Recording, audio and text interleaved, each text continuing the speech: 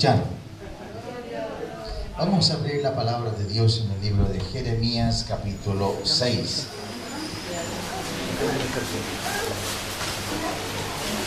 Estos días estábamos en misiones y el día domingo, el tercer día, me tocó predicar a mí.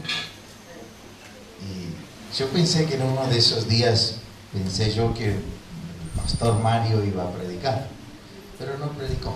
Bueno, prediqué yo un texto sobre el hijo pródigo. Y después que terminamos, me dice Mario, hace como un mes que tengo esa palabra haciéndola madurar. Pensé que me iban a dar a mí. Y justo predicaste, así tal cual. Bueno, nos quedamos para el miércoles a la reunión. Y en la reunión le dieron a él para compartir una palabra.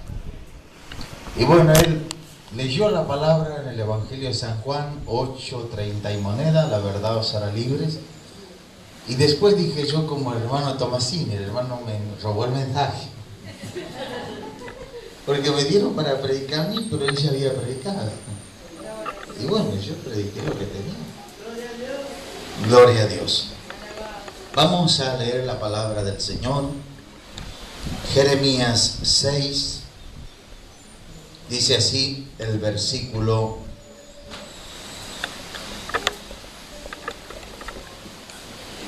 13. Jeremías 6, versículo 13. Y luego vamos a tomar el versículo 16. Dice así: porque desde el más chico de ellos hasta el más grande, cada uno sigue la avaricia, y desde el profeta hasta el sacerdote, todos son engañadores. Y curan la herida de mi pueblo con liviandad, diciendo paz, paz, y no hay paz. ¿Se han avergonzado de haber hecho abominación? Ciertamente no se han avergonzado, ni aún saben tener vergüenza, por tanto caerán entre los que caigan. Cuando los castigue, caerán, dice Jehová.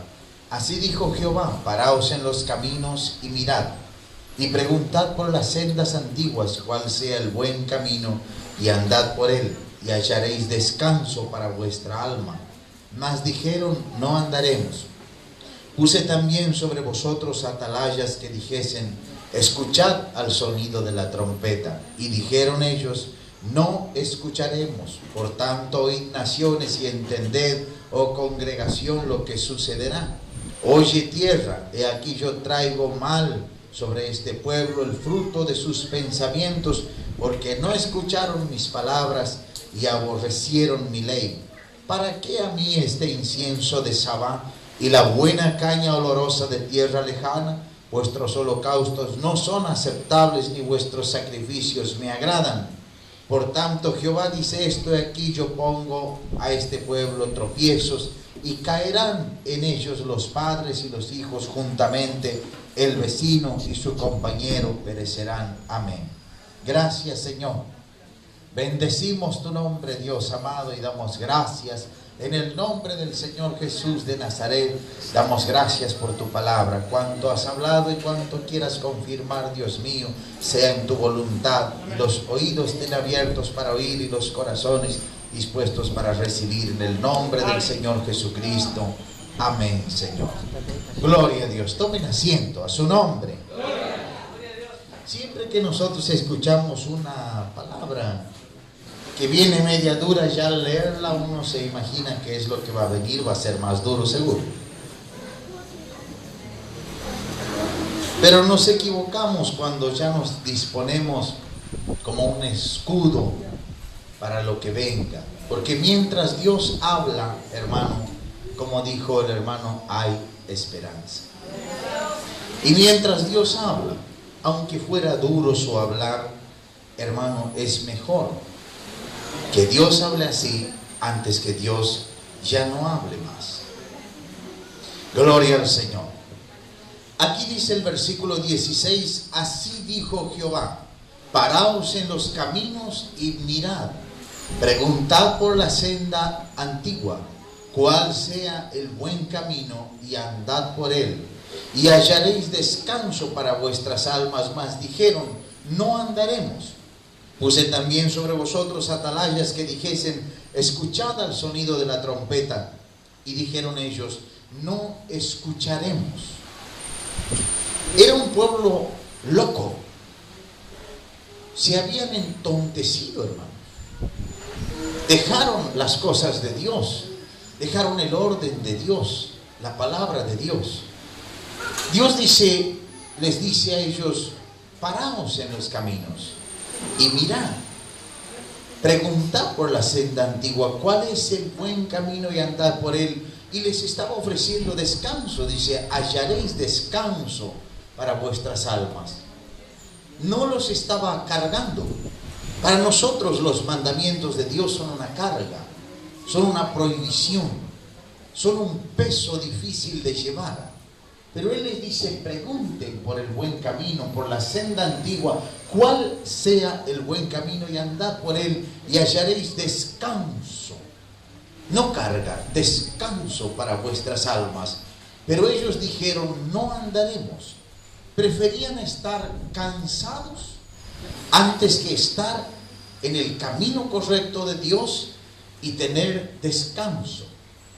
Luego dice: puse atalayas que dijeran: escuchad el sonido de la trompeta. Y dijeron: no escucharemos. Pablo dice que si uno no puede escuchar y distinguir el sonido de la trompeta, ¿cómo iba a hacer para prepararse para la batalla? Eran sonidos diferentes. Había un sonido de trompeta que indicaba el levantamiento del campamento de Israel. Había un sonido de trompeta que indicaba cuando el pueblo iba a hacer un alto y tenía que acampar. Había un sonido de trompeta para venir al campamento, un sonido de trompeta para prepararse para la batalla, un sonido de trompeta para retirada de una batalla. Si no podían escuchar eso, ¿cómo iban a hacer? No podían levantarse, andar o pararse y acampar. No podían prepararse para la batalla, no sabían cuándo replegar su ejército. Ellos escogieron andar a la manera de ellos, según sus pensamientos y no según los tiempos que Dios les estaba marcando. ¿Cuántos de nosotros escuchamos a Dios? ¿Cuántos de nosotros podemos decir conocemos a Dios? ¿Tenemos un conocimiento verdadero de Dios? Una revelación de parte de Dios para nosotros. En este tiempo donde curiosamente, hermanos, se han multiplicado seminarios y institutos y enseñanzas y toda clase de cosas y de estudios y de cuántas cosas uno puede escuchar, más que lo que había en el tiempo antiguo, justamente ahora, cuando debiera naturalmente haber mayor revelación de Dios, es cuando menos revelación la iglesia del Señor tiene. ¿Entiende, mi hermano? ¿Por qué está escaseando la revelación de Dios? Y la iglesia anda como quiere, anda según sus pensamientos. Aquí Dios les dice: párense en el camino, miren. ¿Qué tenían que mirar? A ver si el camino tenía las señales correctas de donde ellos estaban queriendo ir. Cuando uno conoce un camino, una ruta hacia un lugar, cuando ya lo conoce, hermano, es fácil ver si está en el camino correcto. Cada uno sabe, cada lugar tiene sus señales para conocer que el camino donde está caminando y transitando es el camino que lleva al lugar donde quiere. Dice: preguntad por la senda antigua. Ya en ese tiempo Dios les estaba mandando a preguntar por la senda antigua. Los versículos anteriores dice que cada uno de ellos estaba haciendo lo que le parecía, según sus pensamientos. El profeta, el sacerdote, todos ellos estaban corrompiendo y estaban llevando al pueblo a un camino equivocado y a un destino equivocado. ¿Qué tenían que hacer? Preguntar por la senda antigua, la que ellos habían dejado, y más antigua todavía, a donde no había ley, a donde Dios había puesto la ley en la mente y en el corazón de los hombres, y más antes todavía, donde ni siquiera estaba escrita en las mentes y en los corazones, cuando el hombre fue inocente delante de Dios. sin conocer siquiera lo bueno y lo malo. ¿Qué iba a encontrar el hombre mirando para atrás en el camino de Dios? En este tiempo y en el tiempo nuestro. Nosotros, si hoy nos tenemos que parar en la senda y mirar y preguntar por la senda antigua, tendríamos que preguntar por el Dios de la ley.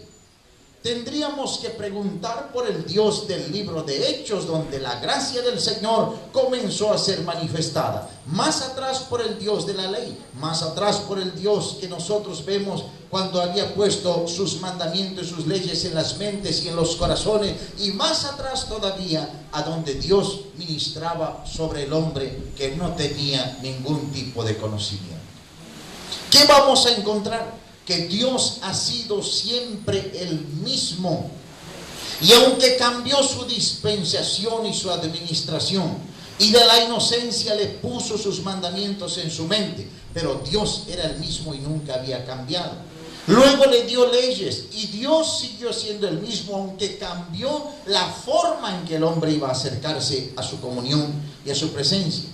Más adelante, cuando les habló por sus profetas, Dios siguió siendo el mismo. Él nunca cambió la forma de hablarles, pero Él era el mismo. Mas luego, cuando dio su gracia para que por su gracia nosotros viviéramos sin las obras de la ley, pero Él siguió siendo el mismo. Y ahora, en este tiempo donde, si miramos nosotros, el evangelio no es más senda antigua cuando se predica.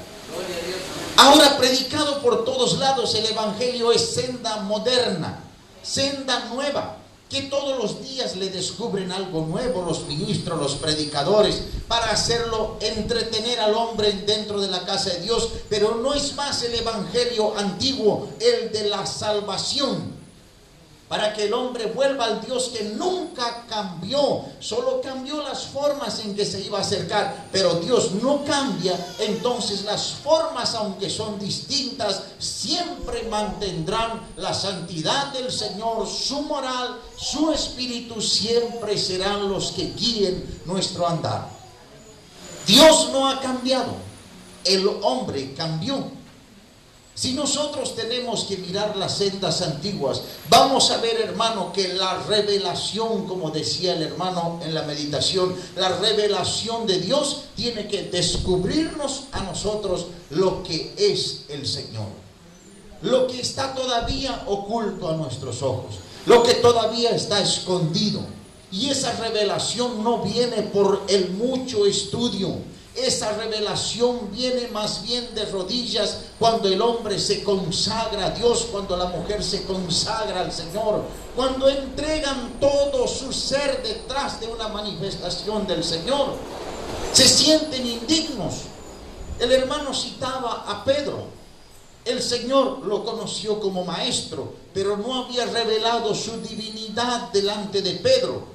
Pedro estaba acostumbrado a llamarle maestro, a verlo al Señor que hacía milagros, pero no lo había visto divino. Ahora el Señor se estaba mostrando delante de él divino. ¿Y cuál fue la reacción? Apartarse. No podía estar delante de la santidad revelada del Señor.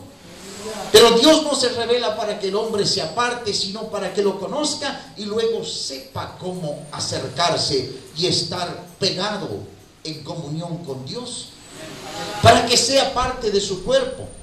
Cuando Dios se revela a Isaías, como el hermano estaba citando, Isaías tiene la misma reacción: alejarse, sentirse indigno, pecador. No puede estar ante un Dios revelado, santo, pero Dios quiere tenerlo como siervo. Entonces le muestra cuál es la forma de acercarse. ¿Y cuál era la forma? Limpiarse.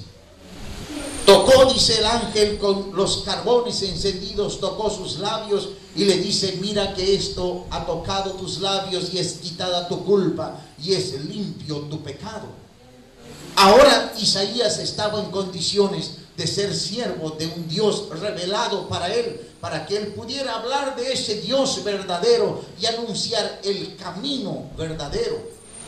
Todos ellos que han recibido esa revelación y esa manifestación de Dios, Daniel, Jeremías, Isaías, Pedro, Pablo, cada uno de ellos, todos tuvieron la misma reacción. Hoy nosotros, ¿qué estamos escuchando en general? Que se escucha, oh, Dios vino cuando yo estaba orando y me tocó su dedo caliente en mi espalda. Y luego, ¿qué pasó?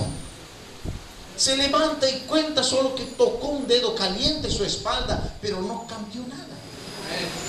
Sigue siendo el mismo hombre, la misma mujer. Me alzó, me llevó, me hizo volar por acá, por allá, por todos lados. Le trajo, le dejó, el mismo hombre o mujer carnal.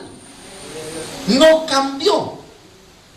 Dice que tiene uno experiencias con Dios, que Dios le visita, que Dios le habla, que Dios camina a su lado, que Dios le acompaña, pero no hay un resultado como el que vemos aquí, cuando Dios realmente fue Él el que se manifestó para que el hombre le conozca.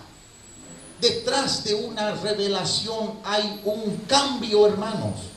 Cuando Dios visita nuestras vidas, nosotros tenemos que cambiar. Usted mismo tiene que sentir que no puede ser el mismo.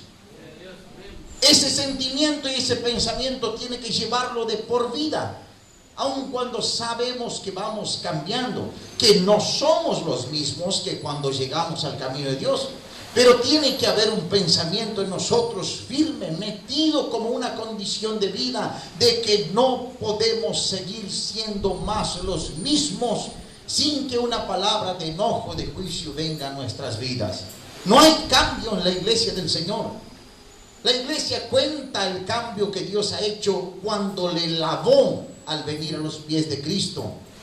Pero no hay más cambio para adelante. Nos hemos quedado estancados en el camino. No le hemos dado a Dios una ofrenda de vida. La iglesia del Señor tiene la mejor ofrenda para su Dios, y es una ofrenda de consagración. Eso le falta a la iglesia, una ofrenda de consagración. ¿Qué decían estos versículos más abajo? Pregunta Dios, dice: ¿para qué a mí este incienso de Sabá y la buena caña olorosa de tierra lejana? Vuestros holocaustos no son aceptables, ni vuestros sacrificios me agradan. Por tanto, Jehová dice esto: y aquí yo pongo a este pueblo tropiezos, caerán en ellos los padres y los hijos, juntamente el vecino y su compañero perecerán. Versículos antes Dios dice: va a traer sobre ellos un mal, dice, sobre este pueblo, el fruto de sus pensamientos. Todavía no es un juicio de Dios, mi hermano. Es solo el resultado de nuestros propios caminos. Es solo nuestra propia cosecha. No es un juicio del Señor. Solo es que Él nos permite ver a dónde nos llevan nuestros caminos, a dónde nos lleva nuestra rebelión, a dónde nos lleva nuestro desinterés, nuestro amor por el Señor, nuestra indiferencia. Ellos escogieron hacer sus caminos. Dios les ofrece descanso. Ellos dicen: no, no queremos ese descanso. Les ofrece un orden de vida. Escuchar claramente qué tienen que hacer para andar tranquilos y no fatigados. Y ellos dicen: no, no escucharemos tampoco ese sonido de trompeta. Entonces dice Dios: va a venir un mal, yo traigo un mal sobre este pueblo, el fruto de sus propios pensamientos. ¿Quién tenemos nosotros? Dios revelado. Dios se mostró, hermano. Estuvimos en Salta en el mes de agosto y justo estábamos por irnos de la iglesia y vino una señora con un hombre, unos hermanos de otra congregación que estaban trabajando en la política y estaban trabajando para un político cristiano también, entre comillas, candidato a diputado nacional. Y ellos estaban haciéndole por las iglesias la publicidad o la propaganda de su plataforma. Y curiosamente él tenía proyectos para la iglesia cristiana. Ya arrancamos mal. Si va a ser un gobernante del pueblo en general, no hay forma de que él sea un gobernante solo para la iglesia. Ahí ya entendió mal hasta lo político, porque él tiene que ser representante de toda la población. Y todo lo que haga él tiene que ser para la población. No puede sentarse y decir: ahora que estoy aquí, gracias por el voto, pero yo gobierno para la iglesia. No hay forma. Y entre sus proyectos para la iglesia, él tenía proyectos de institutos, de seminarios para la iglesia del Señor. Y bueno, lo escuché en todo lo que los hermanos propusieron. Entonces después les dije, hermanos, yo no comparto esto con ustedes. Los escuché con atención, con respeto, pero nosotros tenemos otra forma de ver las cosas. Según lo que nosotros entendemos, digo, hermano, en este tiempo no hay un Daniel, no hay un José como ellos estaban proclamando a este hombre. No hay un hombre de Dios metido así en el gobierno para la política. Si este hermano es pastor, como usted dice, entonces, si Dios lo levantó, él debiera estar pastoreando, no haciendo política. Él debió estar cuidando las almas, no involucrado en otros asuntos. En este tiempo Dios está por salvar almas, no está por mostrar en su gobierno quién esté a favor de su pueblo. No es ese el centro de la atención de Dios. Y en cuanto a seminarios y estas cosas, digo, hermano, nosotros estamos viendo que en este tiempo donde todo esto se ha multiplicado, la iglesia del Señor Jesucristo ha perdido la comunión con Dios y está más carente que nunca de revelación, porque dejó de estar de rodillas en presencia de Dios.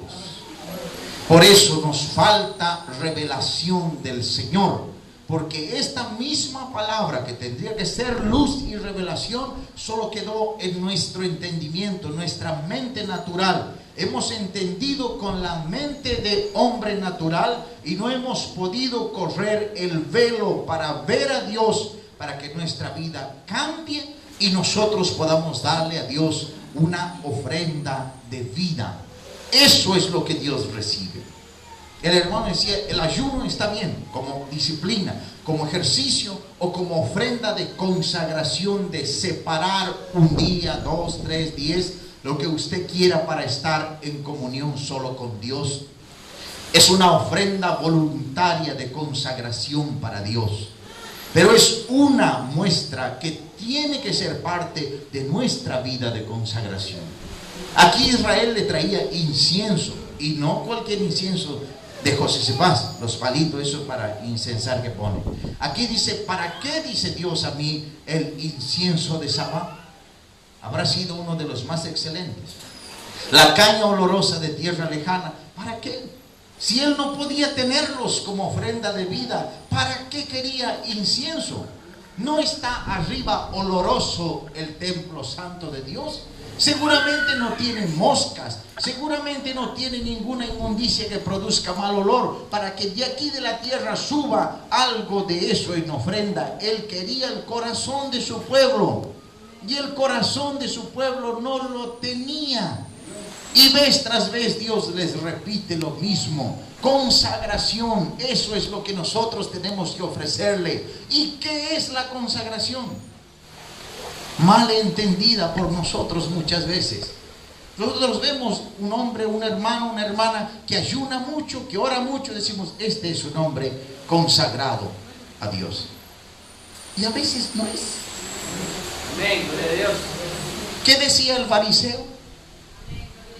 Yo doy diezmo de todo lo que gano, y a veces a algunos de nosotros nos supera. Conocí un hermano que dijo, hermano, yo de propinas nunca di diezmo. Mire este, tenía ingreso en negro. ¿Quién le habrá dado esa bendición? Él decía que no diezmaba. Siervos, siervas que no diezman tampoco. El fariseo les estaba ganando. Daba diezmo de todo lo que ganaba. Ayunaba 2 veces a la semana. ¿Cuánto ayuna usted? Nos ganaba también en eso. Sin embargo, él no recibió ni así de justificación y de agrado de Dios. El otro, que estaba en un rinconcito, se golpeaba el pecho, dice, y decía, sé propicio a mí, pecador. Ese salió justificado, dijo el Señor Jesús, antes que el otro. ¿Por qué salió ese justificado? Porque él estaba delante de Dios y no albergaba siquiera un mínimo pensamiento de que lo suyo alcanzaba para ser recibido por Dios. Dios era tan excelente para él que él decía: solo él puede ser la ofrenda agradable entre su persona y el Dios Santo. Nadie más que él podría preparar una ofrenda tan grata para ese Dios que hiciera que su vida fuese aceptada. Y solo Dios preparó la ofrenda agradable, que fue el Señor Jesucristo, como propiciación para mí y para usted. Eso estaba entendiendo, Dios le estaba revelando. Lo aceptó en su corazón y salió justificado, dice, antes que el otro. A nosotros nos falta ofrenda de consagración de vida para Dios. La ofrenda de consagración que nosotros tenemos que tener es consciente, es bien pensada, bien calculada, bien medida, puesta voluntariamente en las manos de Dios, y con toda seguridad de que nunca, pase lo que pase, esa ofrenda será quitada de su altar. Nunca. Eso es la consagración. ¿Quiere verle un ejemplo? Abraham. ¿Cuánto tiempo tuvo Abraham para decirle que no a Dios? Cuando Dios le dijo: Abraham, ve a tal lugar que yo te diré y sacrifícame a Isaac, tu único hijo a quien amas, ofrécemelo en holocausto. 3 días de camino le llevó a Abraham llegar a aquel lugar. Tenía tiempo de sacar la ofrenda del altar de Dios. Tenía tiempo de quitar su ofrenda voluntaria.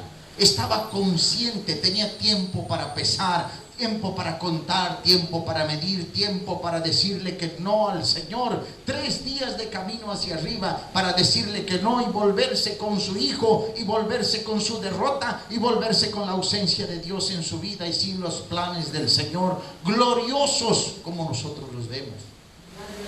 Pero 3 días fue confirmando que él era una ofrenda de consagración para Dios, y que pase lo que pase, no se la iba a sacar de su altar.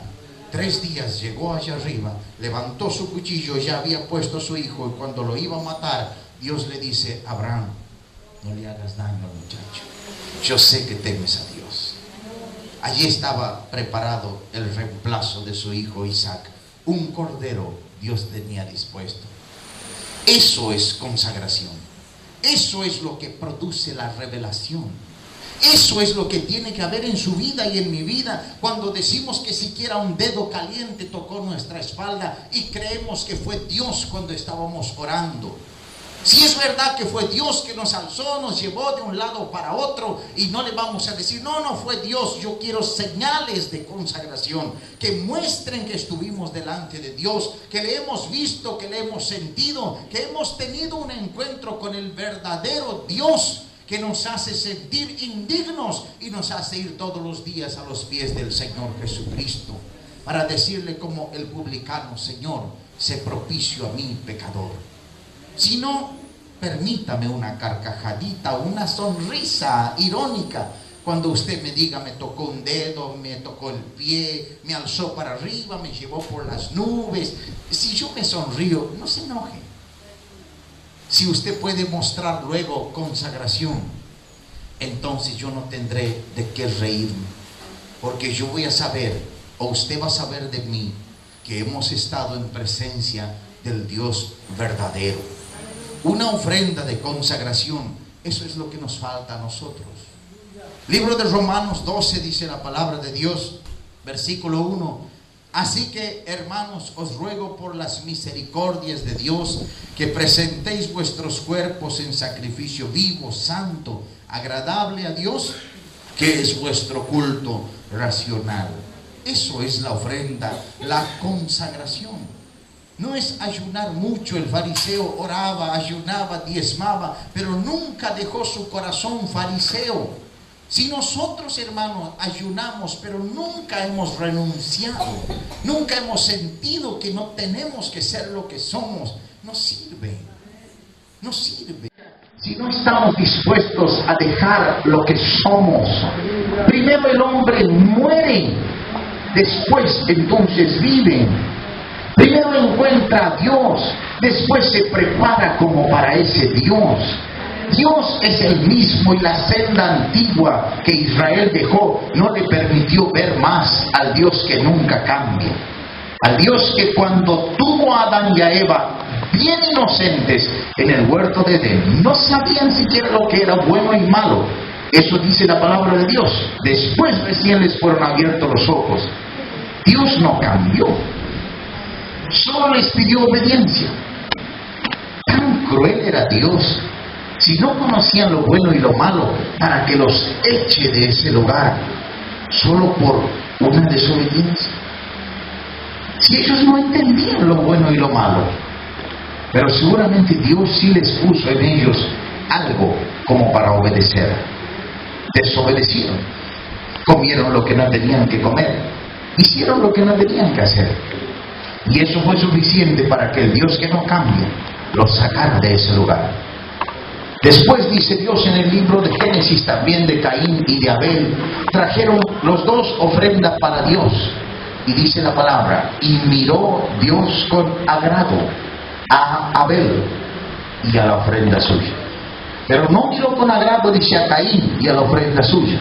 No le interesaba tanto a Dios la ofrenda que trajeran. Si era un macho o no era un macho, si era verdura buena o no era verdura buena, lo que Caín traía. A Dios le interesó el corazón, que no miró a Dios con excelencia. No preparó la ofrenda conforme a lo que Dios era. Y eso fue el desagrado suyo. Y eso fue el agrado con Abel. Dios vio el corazón de Abel. Abel vio un Dios excelente y entregó una ofrenda conforme a lo que Dios había revelado en su vida. Eso es lo que nosotros tenemos, un Dios que no cambia, el mismo Dios de la inocencia, el mismo Dios de la conciencia, el mismo Dios de la ley. Nunca cambia, solo en este tiempo donde el Evangelio es la misma senda antigua y los predicadores le han hecho todo moderno. Solo en este tiempo Dios ha cambiado en la boca de los predicadores y han hecho que el corazón del pueblo sea un corazón liviano, no un corazón excelente para Dios, sino un corazón así nomás como para el mundo, un corazón como cualquier cosa, una ofrenda de vida como cualquier cosa. Ayunamos sin entregar el corazón, queremos vivir sin morir, queremos orar sin primero entregarnos a los pies del Señor. Ese es nuestro problema. ¿Por qué tenemos esta vida amarga, sin frutos, sin horizontes, sin futuro, sin esperanza? Por esto mismo que Dios le dijo a este pueblo, yo voy a hacer algo, voy a traer sobre ellos el fruto de su pensamiento. No es juicio de Dios todavía, solo es el resultado de lo que sembramos. Pero Dios no quiere eso, por eso se revela a nuestra vida, para que haya un conocimiento de quién es verdaderamente Dios. Y detrás del conocimiento y de la revelación del Señor, usted y yo podamos sentir lo que sintieron ellos. Somos indignos. No hay forma de que siga con esta manera de vivir. Tenemos que cambiar y le podamos dar a Dios una ofrenda de vida y de consagración.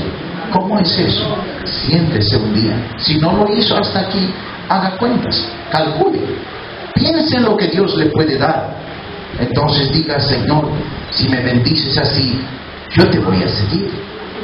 Pero piense en lo que Dios no le dará. Entonces dígale, Señor, si acaso no me dieras esto, yo estoy dispuesto todavía a seguir. Pedro, Juan pusieron su vida en consagración. Los golpearon, los azotaron, los encarcelaron. No dejaron de predicar el Evangelio. Ellos mantuvieron su ofrenda, pase lo que pase. Salieron de la cárcel porque Dios los sacó con su ángel y allá estaban en la plaza predicando, pase lo que pase. Eso era su ofrenda. Ya estaba en el altar de Dios y no importa lo que pase, esa ofrenda nunca saldría de su altar, porque fue preparada exclusivamente para Dios y como para Dios. Dios me bendiga.